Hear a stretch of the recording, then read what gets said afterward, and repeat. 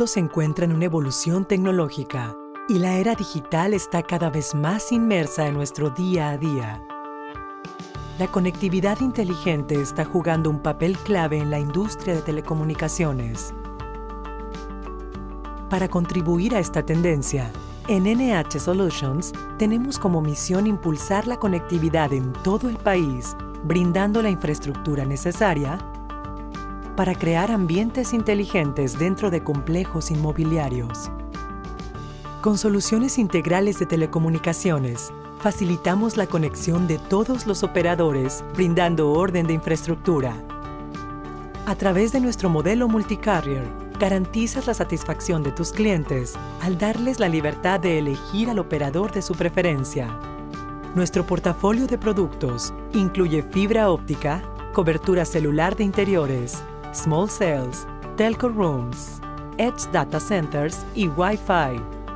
Con presencia en los 3 mercados más importantes del país, nos encontramos en más de 20 edificios de gran relevancia arquitectónica, como Pabellón M y Torre Obispado en Monterrey, The Summit y Mítica en Ciudad de México y Midtown Jalisco en Guadalajara. También incorporamos infraestructura de fibra óptica en parques industriales para agilizar los procesos y la operación de las empresas. Conscientes de las tendencias que están marcando el rumbo de la industria 4.0, buscamos preparar a los parques industriales para nuevas tecnologías y aplicaciones innovadoras que surjan en el mercado, además de mejorar su rentabilidad con nuestro portafolio de productos neutrales. En NH Solutions, contamos con un equipo de expertos con más de 15 años de experiencia, comprometidos en desarrollar infraestructura telco-friendly para la próxima generación de telecomunicaciones que beneficien a todo tipo de operadores en México. Haz de tu complejo un inmueble inteligente con nuestro modelo Neutral Host.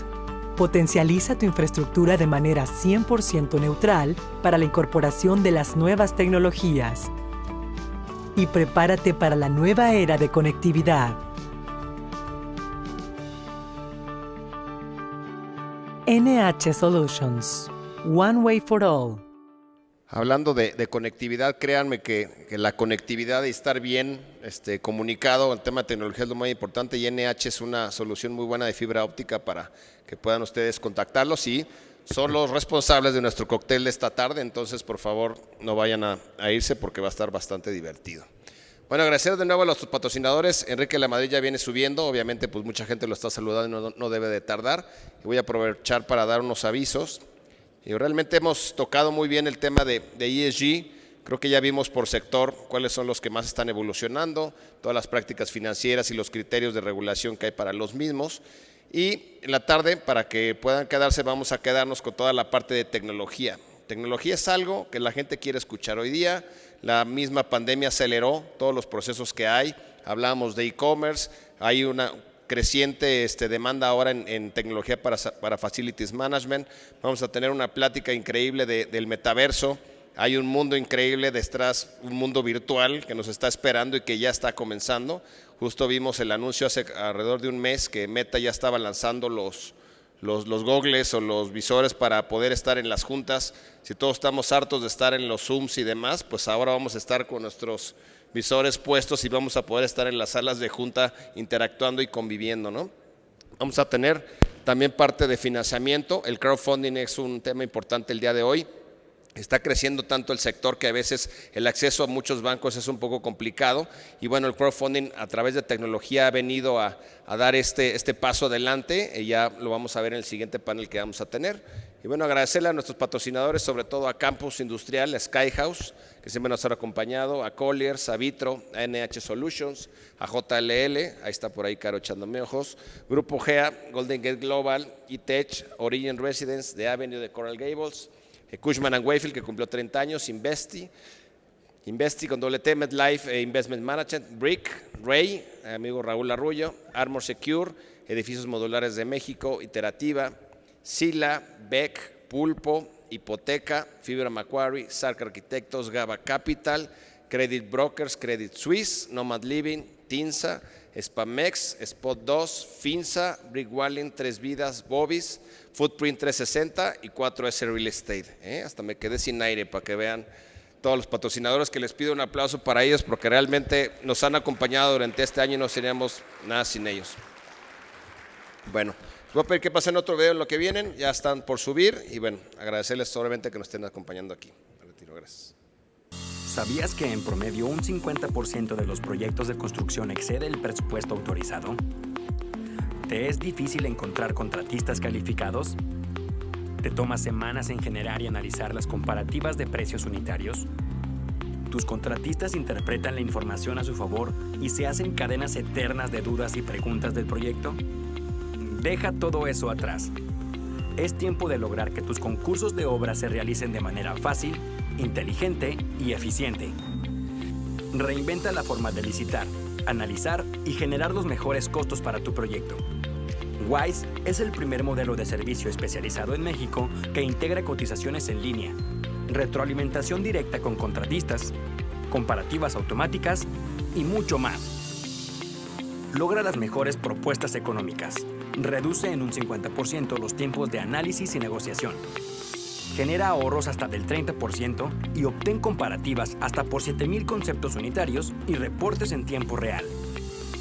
Todo esto en cuestión de segundos. ¿Cómo? Tu personal de costo solamente tiene que generar las bases del concurso y nuestro equipo se encargará de configurar, ejecutar y brindar soporte durante todo el proceso. Así de simple. Olvídate de las carpetas, errores en cálculos y la forma tradicional de licitar y deja que Wise maximice tus ahorros. Hoy puedes dar el siguiente paso a la era digital. Bienvenido a Wise. Listo, Érico, lo lograste. Bueno, un aplauso. Aquí va entrando nuestro amigo Enrique de la Madrid, que nos va a dar una plática excepcional de ciudades sostenibles. Y ya como se aburrieron de escucharme todo el santo día, ya me voy de vacaciones.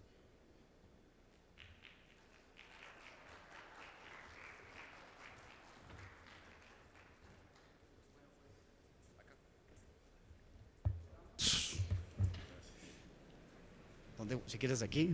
Sí. Pues lo logramos, bienvenido Enrique de la Madrid. Uy, los asientos están por atrás.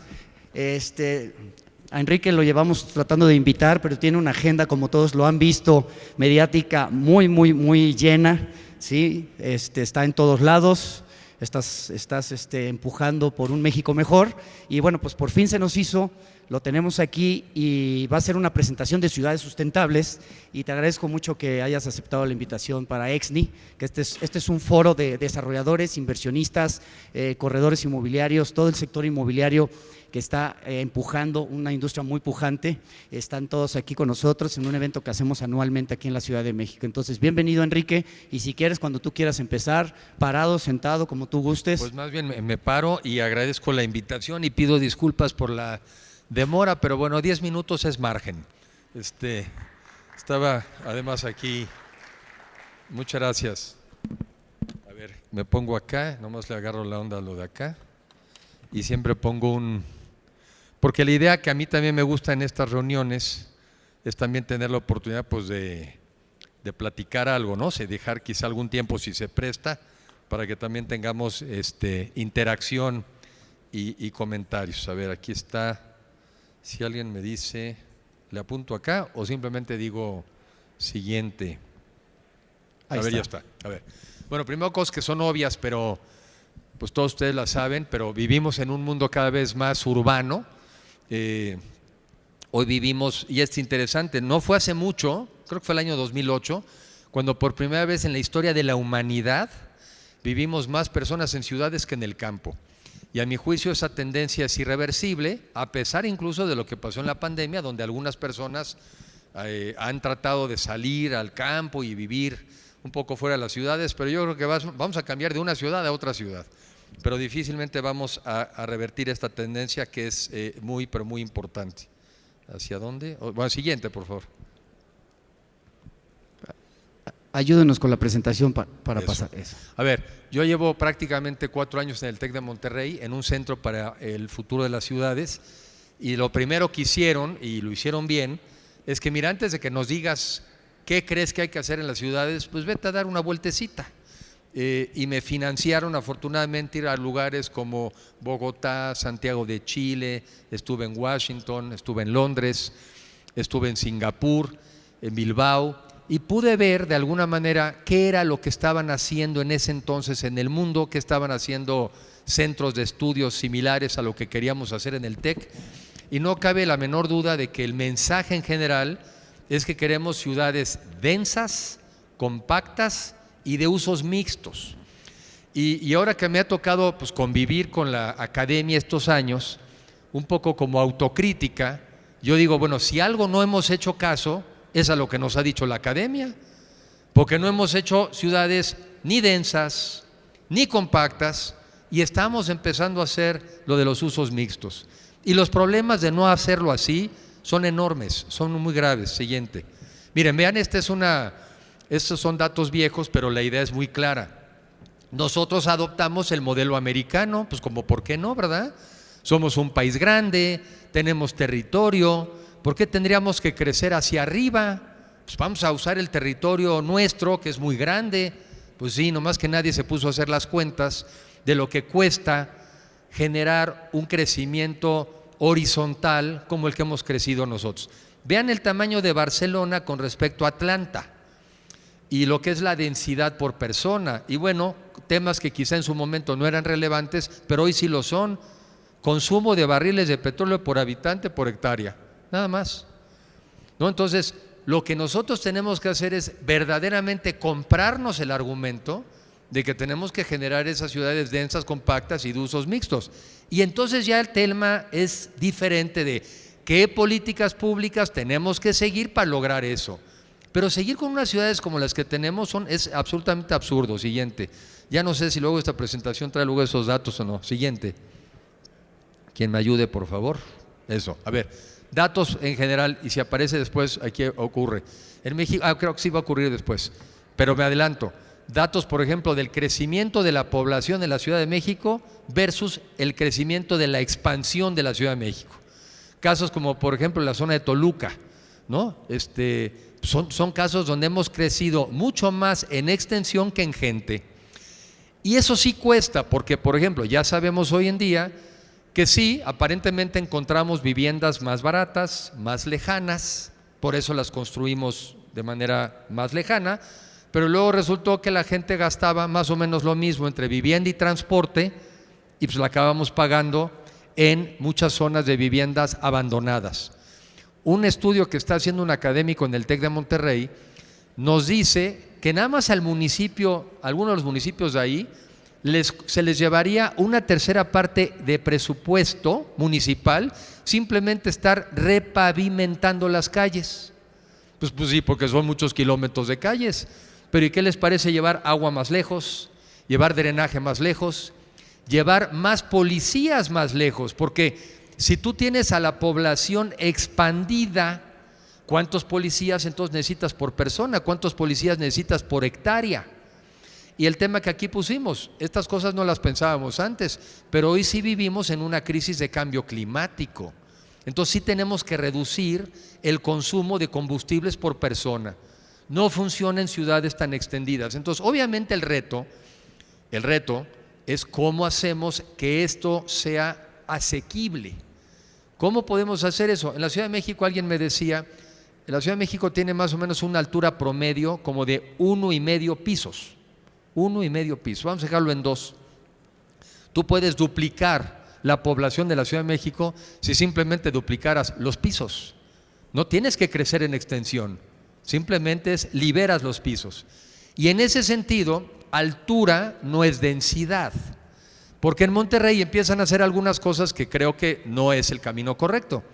En Monterrey, por ejemplo, empiezan a liberar las alturas y pues ya tienes pisos o edificios de 40 pisos, está muy bien, edificios de 40 pisos. Y si en cada uno de esos pisos tuvieras un departamento, porque sí hay lugares pues de muy alto poder adquisitivo. El otro día en un edificio aquí en Reforma, muy bonito, que tienes enfrente el Campo Marte, pues una de las cosas bonitas de ese edificio es que tiene un departamento por piso. Entonces, si tú tienes un edificio de 40 pisos y tienes un departamento por piso, tienes 40 departamentos, nada más. Y tú pudieras tener un edificio de 8 pisos con 5 departamentos por piso y tienes los mismos 40. Entonces, altura no es densidad. No estamos hablando de ciudades necesariamente muy altas. Hay cosas que tenemos que reinventar. Los franceses en su momento, cuando hicieron París, pues sí decidieron que, por ejemplo, ningún edificio de la zona céntrica de París tuviera una altura más allá de el Arco del Triunfo. Pues qué bueno que lo pudieron hacer. Me tocó aquí visitar hace poco uno de los 2 municipios que abarcan las pirámides de Teotihuacán. Yo estaba del lado del municipio donde está la pirámide de la Luna y desde un segundo o tercer piso vi la pirámide de la Luna. Oye, ¿dónde está la del Sol? Atrás de ese edificio. Digo, si hubiéramos planeado, probablemente no hubiera sido mala idea en esos municipios que ningún edificio rebasara la pirámide del Sol y la Luna, porque por cierto, están muy bonitas y ha de ser un atractivo turístico. En fin, altura no es densidad. Las viviendas, vivimos en una crisis de vivienda, en el mundo en general, en el mundo en general. Tienes lugares como San Diego, donde la gente, algunas personas ya viven en sus coches, porque no tienen acceso a viviendas.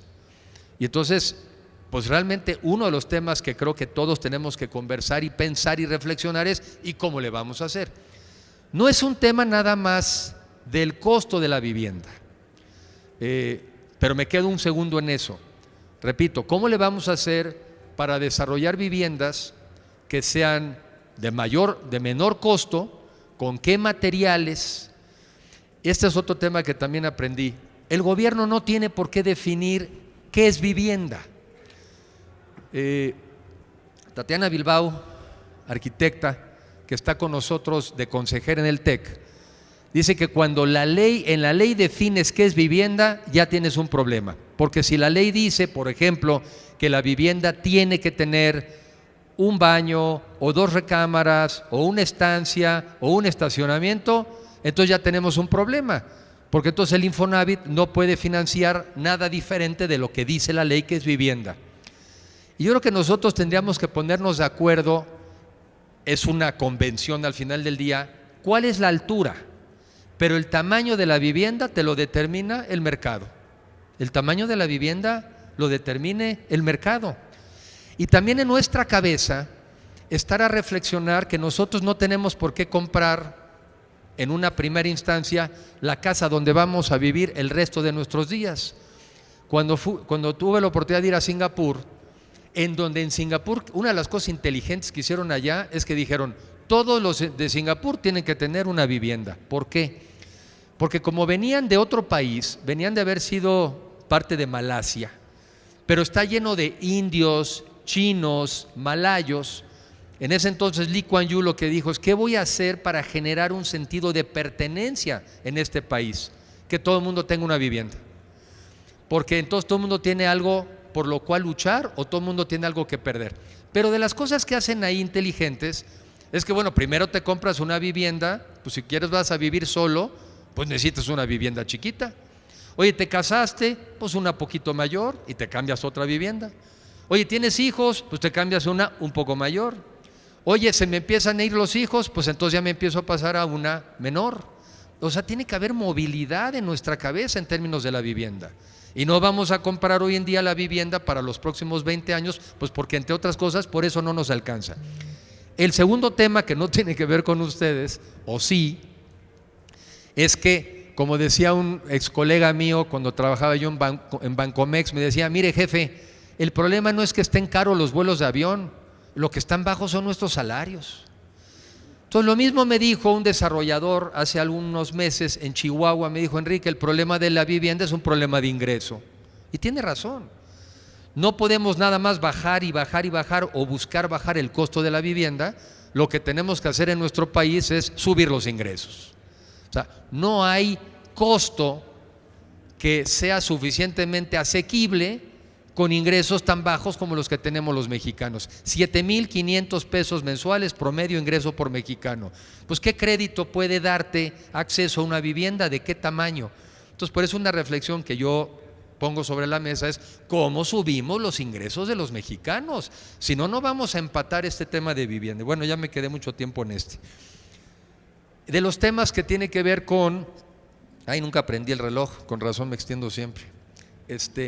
De los temas que tienen que ver también con ser ciudades densas y compactas es cómo se resuelven los problemas de movilidad de una ciudad. ¿Saben cómo? No moviéndose, o moviéndose lo menos posible. Cuando vemos, por ejemplo, la infraestructura de la Ciudad de México y el Estado de México, toda la infraestructura de metro y de metrobús está en la Ciudad de México, en lo que era el DF. Y en cambio, ¿dónde vive la gente? Pues vive en el Estado de México. Está todo dar, aquí está la infraestructura y allá están los que viven. Entonces, de las cosas que tenemos que hacer es buscar movernos menos. Y por eso el tema también de ciudades densas y compactas funciona. Y esta idea de la ciudad de 15 minutos, pues solamente funciona en ciudades densas y compactas. Entonces, y sobre todo también en una ciudad, fíjense, yo mezclo muchas de las cosas que digo, a ver cuál interesa, así lo hago yo. Entonces, ayer platicando con un psiquiatra, le preguntaba yo, no era el mío, por cierto, porque no uso, pero porque por eso hago lo que hago, para no tener que ir al psiquiatra, para tratar de entretenerme y tratar de tener una actitud positiva. Pero hablando con un psiquiatra, dentro de le dije, oye, ¿por qué tanta depresión hoy en día en el mundo? O sea, ¿por qué tanto? Y sobre todo en los jóvenes. Una es que quizá no la medíamos antes. Le llamaban melancolía, ¿no? Suena más romántico estar melancólico que estar deprimido. Pero la melancolía siempre ha existido. Pero bueno, una de las razones que también afectan el tema de las depresiones es la calidad del aire. Y la segunda causa de muerte en México tiene que ver con temas de calidad del aire. Entonces, esto de la movilidad no es nada más que suena bonito, está padre, sí, mira aquí ideas tan raras. No, tiene que ver con lo que estamos respirando todos los días y tiene que ver con la calidad de vida que nosotros también tenemos. Seguridad ahorita igual y me lo salto. Si vas a temas de ciudades densas y compactas, el contrapeso tienen que ser espacios públicos. Para mí las ciudades ideales ya están pensadas, la verdad para mí son las ciudades europeas. O sea, para mí una ciudad en donde te puedes bajar de tu departamento y al lado está la tintorería y está la farmacia y está el pequeño comercio y cerca está la iglesia y cerca está la escuela, pues ya están pensadas. Es cómo le hacemos nosotros para ir reconvirtiendo las nuestras hacia allá. Y las que ya son muy grandes, pues hay que ir generando policentros. Digo, las que ya son como las nuestras, pues más bien hay que ir generando centros dentro de las propias ciudades y volver a tratar de generar eso. Pero ¿qué es fundamental? Parques, espacios públicos, banquetas anchas, banquetas donde cuando va una mamá o un papá y lleva un hijo en cada mano, pues no se sale el hijo de la banqueta, ¿sí? En fin, ciudades vivibles, atractivas, donde pasemos una buena parte del tiempo en la calle, disfrutando, paseando, en fin. Y siempre empiezo, esto para mí debería ser la primera lámina, pero bueno, no la he cambiado. Lo más importante primero en una ciudad es, ¿y de qué vamos a vivir? ¿A qué nos vamos a dedicar? ¿En qué vamos a trabajar? Y por eso yo creo que las ciudades tienen que ir evolucionando conforme también va evolucionando la economía. Y tenemos que ir pensando hacia dónde va el mundo, para entonces estar pensando a qué nos vamos a dedicar. Y sobre eso pongo algunas láminas más adelante. Pero siempre empezamos hablando de las banquetas, de las calles, de lo que sea, cuando la primera pregunta es, ¿y de qué vamos a vivir? Porque además, dependiendo de qué vamos a vivir, es el tipo de ciudad. Y el tipo de gente que quieras atraer, para eso también va a depender el tipo de ciudad. Ejemplo, lo mismo, yo cuando empecé a ir a Monterrey, que entré al TEC, dije, maravilla, ya me voy a salir y seguramente voy a respirar aire limpio en Monterrey. ¿Aire limpio en Monterrey? Eso no existe. Porque entre otras cosas ni siquiera existen todavía los mecanismos para la medición de la calidad del aire que sí tenemos en la Ciudad de México, por cierto. Cosas que en México empezamos a hacer desde los 80s, cambiando la calidad de la gasolina. Y allá, bueno, pues tienen una refinería a metros, ¿no? Que es el tema de Cadereyta. Entonces, una es de qué vamos a vivir. Las ciudades también tienen que estar pensando, y todos tenemos que estar pensando, que las ciudades son vivas y cambian. Entonces, si tú vivías, por ejemplo, en Detroit, en la época de apogeo de la industria automotriz, pues felicidades. Seguramente el 50% de la gente vivía de eso. Pero cuando la industria automotriz empieza a diversificar por el mundo y empieza a salir de Detroit, si no me falla la memoria, Detroit bajó de 1.500.000 habitantes a 800.000. Usted cambió la ciudad y vaya crisis. O tiene ciudades como Bilbao, que se dedicaban también a la industria acerera y se dedicaban a la industria de los astilleros, y te quiebran las dos. ¿Y qué vamos a hacer en Bilbao? E hicieron algo que yo aprendí en ese entonces, que creo que aplica en las ciudades y aplica en todo, que es, se sentaron a platicar y a pensar. ¿Quiénes? ¿El gobierno local? El gobierno en ese caso son las autonomías, el nuestro sería el estatal, los empresarios, la sociedad civil y la academia. Esa para mí es la nueva gobernanza que tendríamos que estar ejerciendo todos los días. Y nos sentamos todos los días a pensar, gobierno, empresarios, sociedad civil, academia, y nuestra conversación es, oye, ¿para dónde van las cosas? Y si estamos haciendo o no lo que debemos de ir para allá. Una de las cosas que salieron de esas pláticas de Bilbao fue el Museo Guggenheim, que creo que es el único Guggenheim que existe fuera del de Nueva York. Oye, ¿eso cambió Bilbao? No, no fue eso nada más. Se fueron también a una sociedad más de tecnología de la información y quizá un poco un Silicon Valley europeo, y también lo hicieron por ahí. Esto que refiero, la nueva gobernanza, porque yo también he aprendido que no es un tema de, oye, ¿cómo le hacemos para que no cambien las políticas públicas cada que cambie un gobierno? Esa es así como la pregunta de los 60,000 pesos, ¿no? Pues ni idea. A mí la única que se me ocurre es, pues esto, una nueva gobernanza, que todos nos compremos un proyecto de ciudad, que todos nos compremos un proyecto de país. Y el compromiso, yo digo, que cuando viene un alcalde en su campaña, ¿qué tendría que decir? Yo voy a ser la persona más capaz de ejecutar el proyecto en el cual nos pusimos de acuerdo. La gran mayoría llegan con sus ideas, porque la gran mayoría, y hay que decirlo y no es despectivo, pues nunca se han dedicado a esto.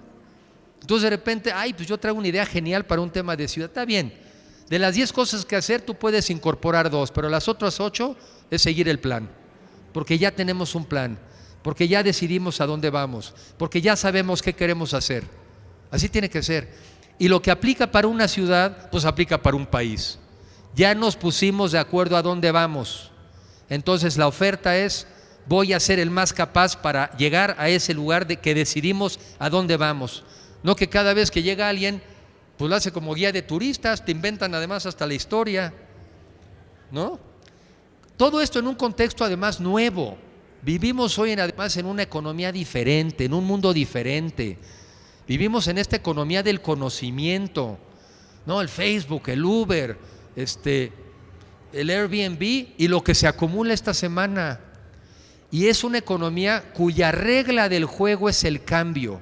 Y además, ¿saben qué cambio? Un cambio exponencial. Nosotros estamos acostumbrados a pensar en lineal. 2 más 2, 4 más 2, no, 6, y así me sigo, porque si no voy a quedar mal en matemáticas. Pero el mundo no cambia así hoy. Es 2, se vuelve 8 y se vuelve 16 y 32 y de repente ya andamos en múltiplos de quién sabe qué. El mundo cambia muy rápido y nosotros tenemos que tener la capacidad de hacerlo.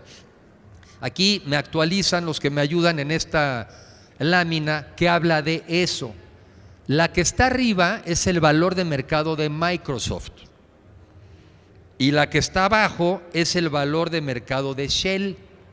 Para aquel que tenga dudas de para dónde va el mundo, ¿no? Los mercados te están diciendo que el crecimiento, el valor y la riqueza se están dando en el mundo digital. Y las empresas que están en el mundo de las energías fósiles, pues valen, hay mi matemática, pues ¿qué valen? ¿Ya son qué? ¿100 veces menos? Creo que 100 veces menos, 10 veces menos, 10 veces menos. Aquí hubo algunos ajustes de mercado, dirían algunos financieros, pero lo que no hay duda es la tendencia. Y nosotros en nuestro país, pues también tenemos que subirnos a la tendencia. Y todos en nuestros negocios tenemos que ver cómo incorporamos las técnicas y el mundo digital. No es que te cambies al mundo digital, es que todos tenemos que incorporar una visión de nuevas prácticas y de nuevas tecnologías. Y la pandemia no vino más que acelerar esto, porque ahora pues muchos hacemos comercio electrónico y también trabajamos muchos ya desde nuestras casas, y también las consultas médicas así van a ser muchas. La educación en línea, bueno, pues será un complemento de la educación tradicional. El mundo nos cambió, el mundo está cambiando, y creo que era el título de un libro, una frase de Felipe González: el futuro ya no es como era antes, ¿no? Sí, pues es que el mundo nos cambió, y además añadámosle a esto una crisis de cambio climático que es de verdad. Y en una crisis de cambio climático, ¿qué tienes? Huracanes más frecuentes y más violentos. Pero también sequías más frecuentes y más agresivas. Y, por ejemplo, lo que pasó en Monterrey hace algunos meses, pues de repente se quedaron sin agua. Oigan, ¿y eso no era predecible? No, sí era predecible. Las personas que se dedican a estudiar estas cosas allá ya habían dicho que si está creciendo esa zona por quizás 100,000 personas al año y te consumen un cierto porcentaje de agua o de litros de agua por persona, tú tenías que haber crecido la oferta de tantos litros de agua por segundo cada año. Pero además, si se te juntaba un tema de cambio climático, ibas a caer al peor escenario. En ese cayeron, por no hacerle caso a la planeación, por no haber hecho las inversiones de infraestructura que se tuvieron que haber hecho, y quizá por no darse cuenta que vivíamos en un mundo vulnerable, tan vulnerable que ya pasan estas cosas, ¿no? Ahora en Europa, que una de las fortalezas de Europa es que tienen ríos, y entonces por ahí podías transportar muchas de las mercancías, pues algunos ya no tienen la profundidad para mover por lo menos esas mercancías. Lo mismo pasa en Estados Unidos y otros lugares. Ciudad de México, y aquí porque estamos en la Ciudad de México, pero en Monterrey pues hago una parecida. Tiene que ver el nivel de ingreso, tiene que ver el nivel de ingreso. En México en los últimos 20 años el ingreso por persona ha crecido en promedio 1.6%, pero nosotros sabemos que los promedios te matan. Quiere decir aquí que algunos han crecido mucho más su ingreso y otros pues no han crecido su ingreso, más bien ha decrecido. Por cierto, en los últimos 3 años en México el ingreso por persona ha caído como un 6%, el ingreso por persona. En la Ciudad de México, 1 de cada 3 capitalinos vive en pobreza. Entonces, ¿cómo le hacemos para, oye, pues quiero que te hagas una casa? Pues ¿cómo? Si no tengo dinero. Y 8 de cada 10 ganan menos de 10,500 pesos mensuales. Entonces, pues sí es un reto, ¿no? Por eso hoy en día tengo entendido, pues que así como que construcción de interés social, pues como que ya no se usa. Porque ¿cómo? Entonces digo, son temas muy relevantes. La Ciudad de México ha venido perdiendo en términos de competitividad. Aquí son láminas tomadas de rankings internacionales y pues estamos debajo, por ejemplo, de Guadalajara, y bueno, ¿para qué hablamos, verdad? De Toronto, que está en el 8 y nosotros estamos en el 116, el honroso 116, ¿no? Porque las ciudades tenemos que estar pensando a dónde vamos y qué vamos a hacer. Y acuérdense que competitividad es la capacidad de atraer talento y recursos e inversiones. Es gente y dinero, gente y dinero. Y si tú traes a una ciudad gente con talento y con dinero, la ciudad prospera. Y si tú, por lo contrario, permites que se te vaya el capital humano y material, pues las ciudades se deterioran. Aquí está esta que les decía, que del año 80 al 17 la población creció 50%, pero el tamaño de la ciudad creció 280%. ¿No? Eso es. Entonces, bueno, estas cosas son las que tenemos que encontrarle una forma de que ya no nos pasen. Y aquí era el ejemplo, en el caso nuestro, de cuáles son las vocaciones de una ciudad como la nuestra. Pues obviamente va a ser una nueva industria. Si tú tienes una industria limpia, la ciudad la puedes reindustrializar.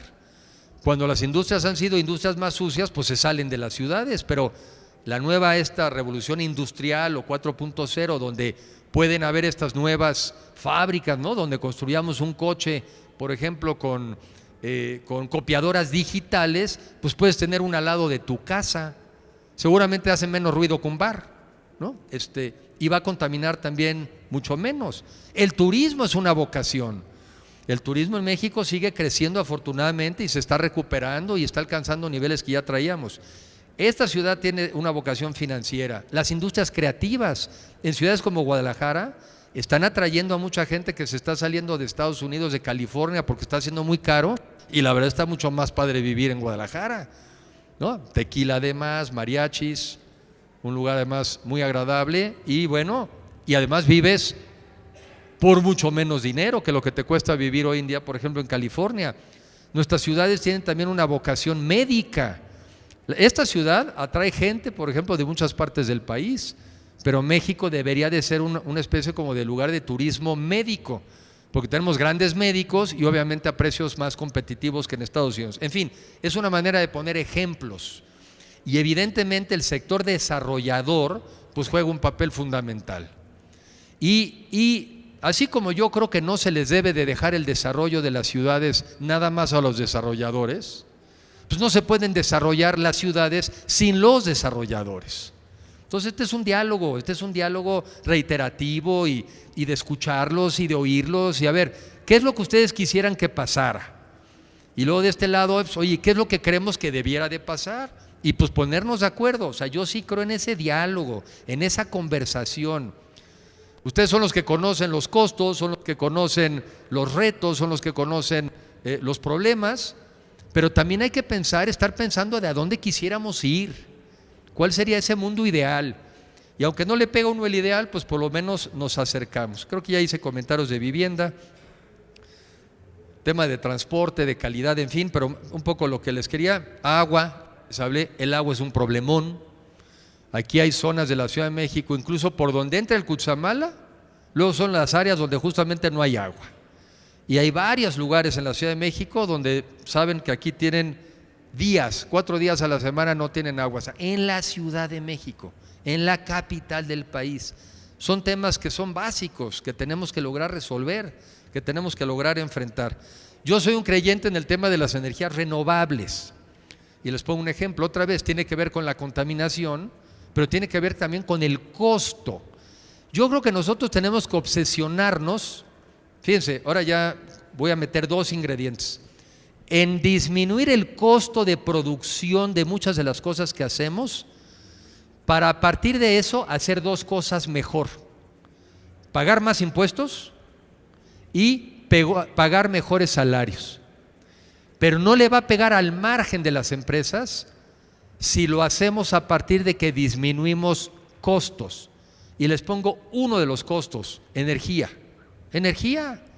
En un mundo eléctrico como el que vivimos, donde seguramente pasa más en Estados Unidos, pero pasará aquí, que lo primero que haces, yo lo primero que hago en la mañana, obviamente después de saludar, siempre después de saludar, es pues ves el celular que estuvo cargando la noche anterior. Y muchas personas seguramente dirán: Alexa, abre las cortinas, ¿no? Alexa, ve prendiendo la calefacción. Nos vamos a subir muchos cada vez más a un coche eléctrico. Prendes las luces en la mañana. Llegas a las oficinas, están prendidas. Aquí te echan un farolazo que me siento como venado, ¿no?, en carretera. El mundo es cada vez más eléctrico y por lo mismo necesitamos toda la disposición de electricidad al precio más bajo posible. Entonces hace sentido, por ejemplo, que en México estemos generando electricidad a partir de combustóleo. Pues claro que no.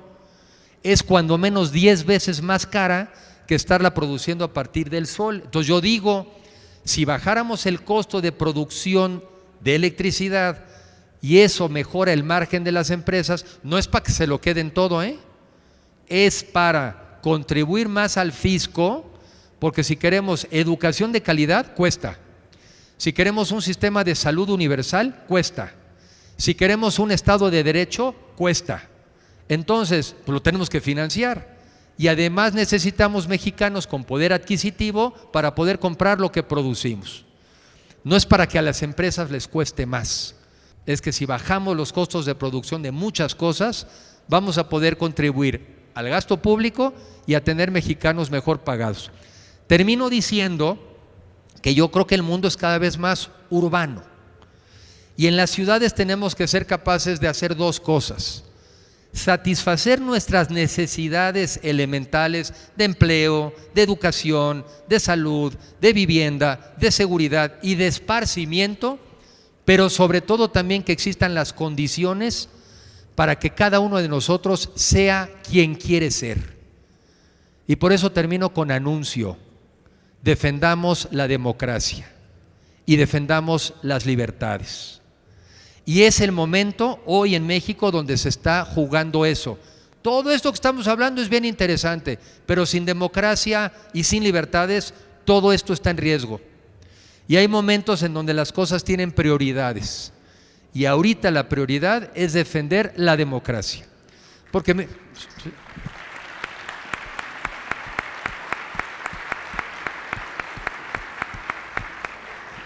Porque decía Churchill que es un muy mal sistema, sí, pero él mismo reconocía con la salvedad de que todos los demás son peores. Y nosotros en México nos hemos acostumbrado a vivir, por lo menos un cierto segmento de la población, en libertad. Libertad de pensamiento, libertad de expresión, libertad de dedicarnos a trabajar en lo que queramos. Y muchos mexicanos no han podido ejercer esas libertades porque no les hemos podido dar las capacidades para que ejerzan las libertades.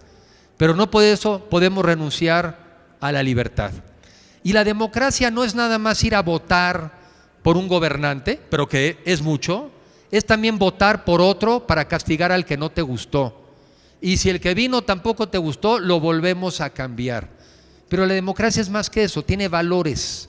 Uno de ellos, el respeto a la opinión de los demás, la tolerancia a la opinión de los demás, la convicción de que dialogando construimos una verdad mejor y sentirnos ciudadanos y no enanitos donde pensamos que dependemos de la genialidad de una persona, de un caudillo. Eso me parece a mí indigno y tenemos que aprender a defender esto que a muchos mexicanos antes que nosotros les costó hasta la vida. Nosotros no podemos ser mexicanos que no estemos a la altura de los que nos antecedieron. ¿Sí? Entonces, hoy en día lo que nos toca es defender la democracia para entonces sí juntos construir un México mejor. Muchas gracias. Muchas gracias, Enrique. ¿Tienes tiempo para un par de preguntas? Sí, cómo no. No, déjatelo. Bueno, ¿alguien quiere hacer una pregunta? ¿Algún valiente? Y si no, bueno, la hago yo para que no piensen que estaba yo de adorno nada más. Enrique, mira, tú estás hablando, es mi teléfono, que ya te estaba yo despidiendo, mira, ahorita lo quitamos. Fijas, justo a tiempo. Justo a tiempo, mira. Yo te voy a hacer una pregunta. Tú hablaste de 4 ejes centrales de gobernanza, ¿no? Uno, el gobierno, el empresario, la academia y la sociedad civil. ¿Cómo vamos a hacer la sociedad civil? O sea, yo sé por qué, pero ¿cómo? Dime el cómo vamos a defender la sociedad civil. Es la democracia de este país y sabemos todo qué tenemos que defender, el INE, pero ¿cómo lo vamos a hacer? ¿Qué debemos de hacer? ¿Cuáles son los pasos? Sin importar si somos rojos, azules, guindas, naranjas. Si tú me das una idea clara, más o menos el camino, esa es la pregunta. A ver, yo creo que una idea muy concreta, 2 concretas. Una es que todos tendríamos que buscar, no lo sabemos, no pasa nada, lo podemos buscar. ¿Quiénes son hoy en día nuestros diputados de nuestro distrito? Aunque podríamos también escribirle al que sea de otro distrito. ¿Y quiénes son nuestros senadores? Del partido que sea. Porque en el sistema que hoy tenemos, esos son los que nos representan en las votaciones que van a venir en los próximos días. Y que esos legisladores, antes que nada, sepan cuál es el sentido de nuestra voluntad y que de manera respetuosa les digamos: así es como queremos que votes en este tema electoral. Si quieren, elaboro un poquito de esa parte. Pero lo primero es detectar a los que hoy van a votar, porque estas iniciativas de ley se van a votar y seguramente se van a votar en los próximos 15 días. También hacerles ver que estaremos, primero es por las buenas, porque yo fui legislador, entonces no me gusta que te empiecen con amenazas. Primero es: queremos que votes en este sentido, pero además estaremos atentos al voto, al sentido de tu voto. Porque en México votamos con nombre y apellido. No si es que está el partido, no, nombre y apellido.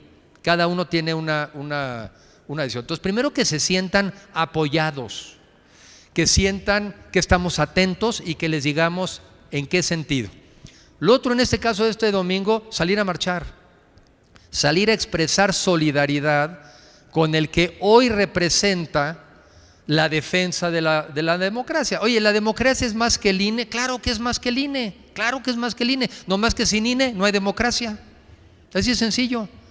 ¿Por qué? Porque en México también ha sido el resultado de una evolución de muchos años. Entonces, sin echar rollo, salir a manifestarse, porque sí cuenta. Hombre, no cuenta, no nos van a hacer caso. ¿A ti qué te importa? Tú sal y exprésate.